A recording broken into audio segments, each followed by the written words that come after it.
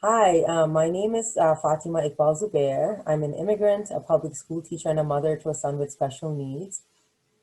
And, I was born in Dubai. I'm Sri Lankan by heritage. The reason I'm running is a lot of my work in Watts as a public school teacher. It's not fair when students don't have clean water, let alone the lack of access to resources. But, I was working there when Trump got elected. My students were literally in tears because they had, family that was undocumented. They knew that what a Trump presidency would mean to like their marginalized community. And it was very hard to go through that with them.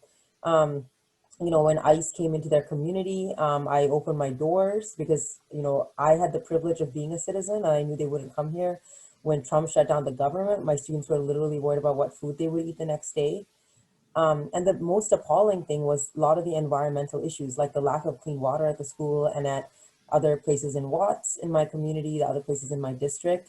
It's just a human right, and it's appalling that in the richest state, which is California, we have an issue with not having clean water. Additionally, our district has 25% of the refineries. We have only 50% that have high school degrees and 11% that have college degrees. And we have really high eviction rates, and it's 90% black and brown. What makes it really real is that three boys were shot in my neighborhood by the police. And with what's happening in the world today, I mean, what's happening in my district is a picture of systemic racism. When you look at police brutality, when you look at the environmental racism, when you look at the housing inequity, the educational inequity, the reason I'm running is that I ended up in my organizing working for my current opponent. I got to know his record. I got to know his leadership was top down, and he was literally voting against the interests of the district. He voted against clean air. He voted not to hold these refineries accountable. He voted, takes charter school money.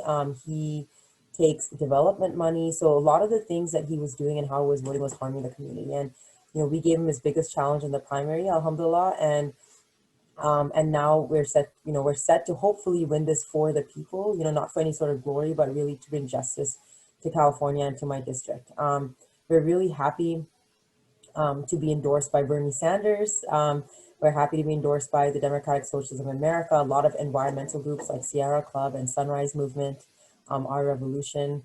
And I hope that you'd consider getting involved if you feel inspired. My website is fatimafораssembly.com. One thing I wanted to mention was that I would be the first Muslim and the first South Asian woman ever elected into the California State Legislature, inshallah. As Muslims, yes, I hope you support my race, but as Muslims, it's really important to vote. If I'm not mistaken, we are the lowest voting minority, and this is ridiculous because we think of what sort of lobbying power we want. A lot of that comes from our power to vote and really make our voice heard. We can't sit here complaining about foreign policy and complaining about Islamophobia if we're not getting out and voting. Look, our country is not perfect. Our voting system is not perfect, but the way we change it is by voting and letting our voice be heard so we can get the right people in office, the right propositions passed, so that we can expand voting access.